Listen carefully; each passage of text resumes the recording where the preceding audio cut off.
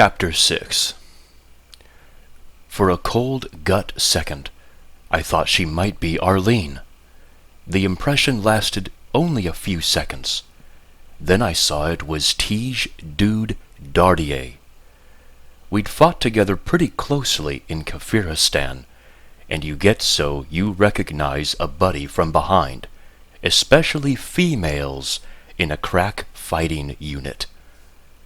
Her face was unmarked, still cute, still a little girl with red hair who had a big surprise for any man who thought she was easy pickings. I wondered if a monster or zombie had gotten her. The ugly wound was in her stomach. There was something funny about her posture. She lay as if she had a secret. I stared for a moment, coaxing her dead body to talk to me. Then I figured it out. Dudette was lying on top of something, shielding it from dry zombie eyes.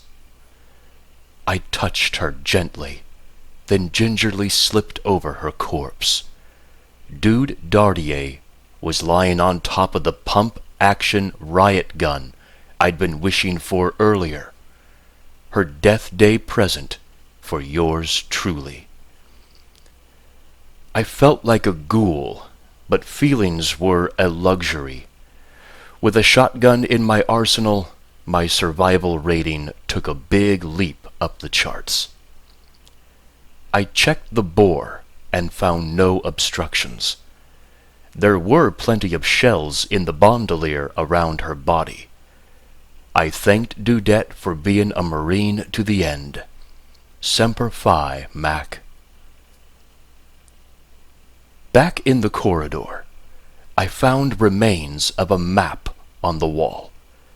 The bad guys evidently followed a plan, proven by destroyed radio gear and vandalized wall maps. But this time, there was just enough left of the map to figure out the basic direction toward the lift, which I prayed was still working. Being properly armed did wonders for my psychology. I decided maybe I would do well to generate a tactical plan. There is no north or south on Phobos, but I oriented myself along the facility's major axis. Getting to the nuclear plant was the next logical move. It had the largest concentration of equipment. And perhaps even an untrained engineer like me could jerry-rig some gear into a working radio. I found the lift without further molestation. Naturally, it was broken, shot to hell. The hydraulics leaked away from numerous gunshot holes. But the manual escape hatch still worked. Placing myself back into a narrow, confined space was about as appealing as it sounded, and my damned imagination started bugging me again at precisely the moment duty called. My imagination was not very patriotic. It needed 6 weeks of boot camp. There was a dim light in the shaft, very, very dim. Every square foot of the base was supposed to be constantly lit, bright as day, except for the barracks. Someone in charge must have been mugged by a flashlight when he was a kid, and wanted nothing more to do with them. Maybe I shouldn't have complained. Light was light. As I climbed down the long shaft, it occurred to me to think about something cheerful, a silver lining that must exist somewhere in these storm clouds. There had to be something. And there was. I hadn't found Arlene's body yet, and so long as I didn't know what had happened to her, there was hope. I figured the nuclear plant must be at least 6 stories down. Just keep climbing. That was all I could do. Climb. Hope. Watch out for demons. Real simple. I preferred thinking about Arlene. I remembered the day she showed up from Paris Island and joined the real Corps, the fighting Corps. I looked up from monkeying with the sticky belt advance on a .60 caliber auto-stabilized, and I saw a brutal babe in camis, spats, webbing, and sporting a newly shaved high and tight. Catching her eye told me all I had to know. She knew what she was doing, all right. The Corps is protective of its haircut, flat on the top and shaved on the sides. We're talking a sign of distinction, a challenge thrown at every other service. God help the Navy, Army, or Space Force puke who shows up on one of our bases in a high and tight. What happens afterward is why God made Captain's Mast. But Arlene was no innocent. She wore her cut high and proud, and wore a single red private's stripe. Lieutenant Weems, pre-punch, took one look at Arlene Sanders, a long, hard look, and curled his lip. He watched her hand her packet to PFC Dodd, who stared at her like she had two heads. So far as I know, that was the first time they ever met. They, who were destined for... well, not love exactly. Extreme lust-like. After about a year of ignoring him with all her might, then another 6 months of despising him, she shamefacedly confessed to me that she spent the night in his flat. All in all, not the best foot forward on this first day for the first woman in Fox Company. Of course, the opinion of Lieutenant Weems was already a debased currency by this time. But the opinion of the other men mattered, and no one could express that company opinion with more eloquence than Gunnery Sergeant Goforth, the company's grand old man. Hell, he was in his late 30s, an 18-year Marine, the last 10 in light drop. Goforth looked like Aldo Ray in those old John Wayne movies. He was heavy-set, muscular, but not fat. He shaved his head, but would probably be bald anyway. Goforth was a Frank's tank with legs, a few freckles mixed in along with the rolled homogeneous armor. The gunny made a big deal of sauntering over to Arlene and let loose with his thick Georgian drawl. "Hoo-wee, where'd the lady get the purty do?" She looked him in the eye. That was all. Not a bad answer, really, but I thought that under the circumstances, a few words of reason might be in order. I volunteered myself for the task, partly because I liked a woman with guts, partly because I respected the men in the Corps and felt their position could be expressed in a more thoughtful manner than Gunny Goforth was likely to manage.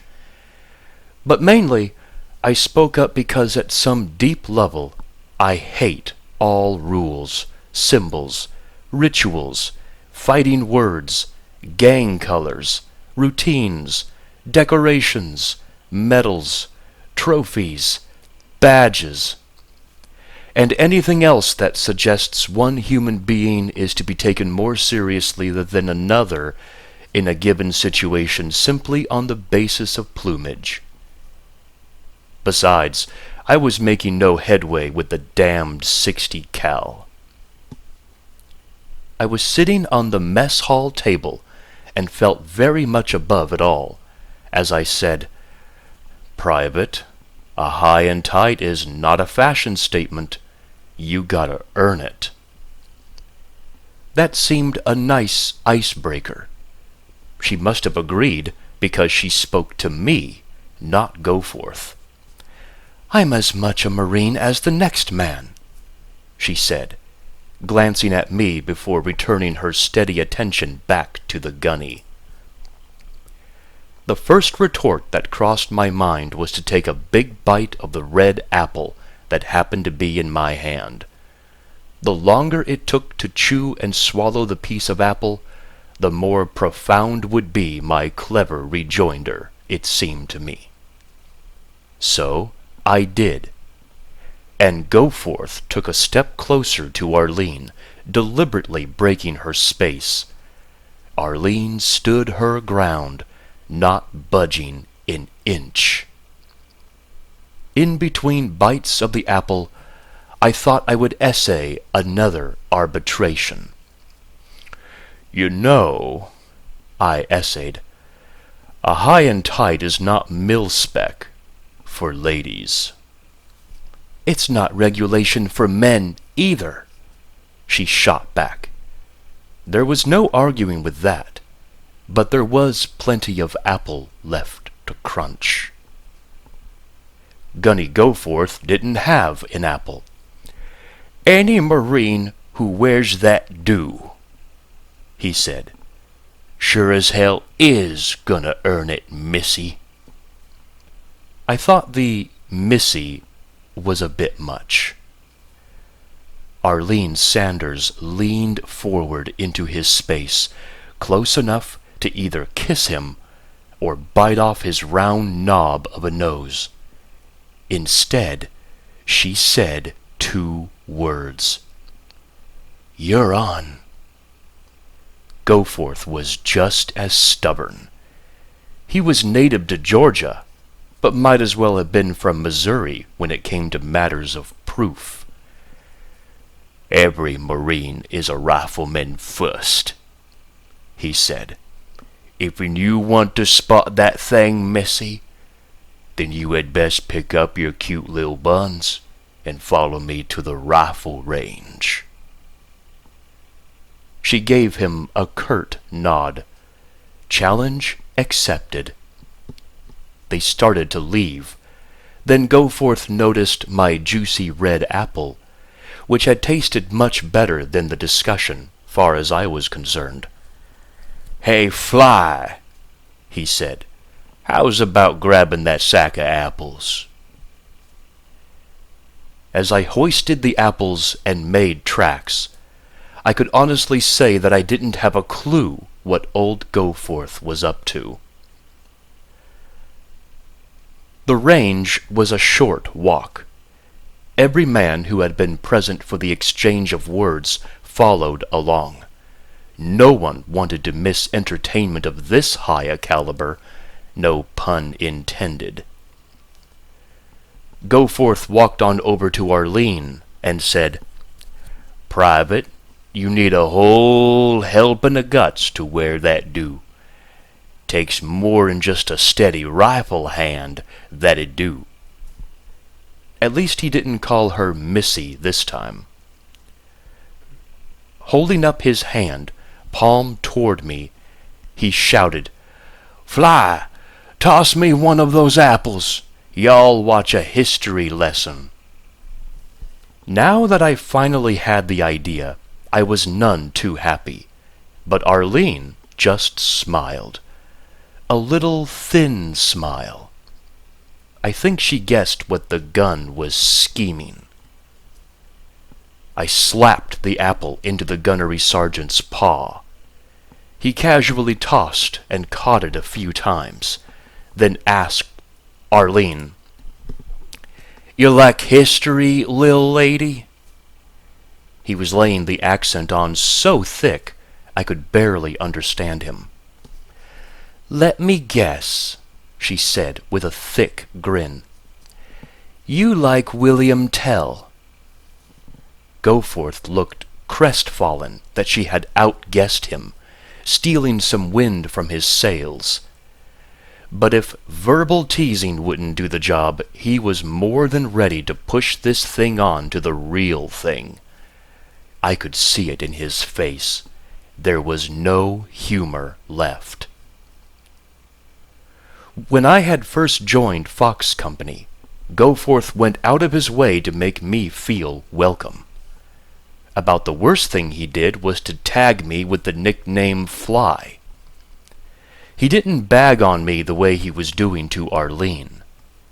He gestured to Dodd to bring over the artillery, and Dodd brought a 30-99 bolt-action sniper rifle, top of the line.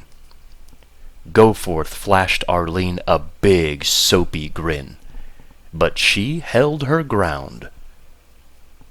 Made me wonder, not just about the gun, but the other guys, who leered and chuckled unpleasantly.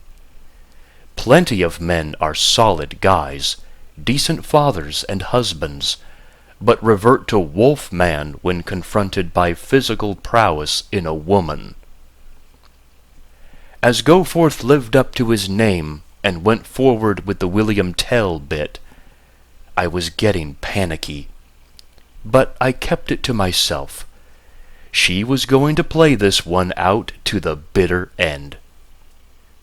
I figured that from the way she planted her feet, put her arms behind her, and said, "Go for it." Abruptly, everybody stopped laughing. Gunny Goforth noticed, but wasn't about to back down with 8. I'm sure it was 8 guys watching. With an almost delicate concern, he carefully placed the apple on her head. Then he took the 30-99 and slowly backed away from her. He aimed just as carefully and said, in a voice that had lost all the sarcasm, "Last chance, honey." I thought honey sounded better than Missy. Arlene didn't move, but I could see that she was trembling ever so slightly beneath her bravado. I sure as hell didn't blame her. Goforth took a deep breath and said, "All right, darling. I suggest in the strongest terms that you don't flinch none." I was the one who jumped when he squeezed off a shot, and damned if the apple didn't split perfectly down the middle, each half falling on either side of her head. Everybody let out his breath, and a ragged cheer erupted. "Way to go, Gunny," said one man. "Fox Company, Ichiban," said another. We'd forgotten one item. We'd forgotten that Arlene had put her skull on the line. The drama wasn't over until she said it was. As Goforth basked in his moment of glory, the boys all praising him, Arlene walked toward him. Her hands were behind her back, and she was smiling sweetly. I saw what she was carrying before the gun did. She held an apple up until he saw it. Then she tossed it to him. Silence again. Nobody moved. Then, just as smoothly as you please, Arlene Sanders picked up the 30-99 from the table, staring expectantly at Goforth and cocking one of her eyebrows.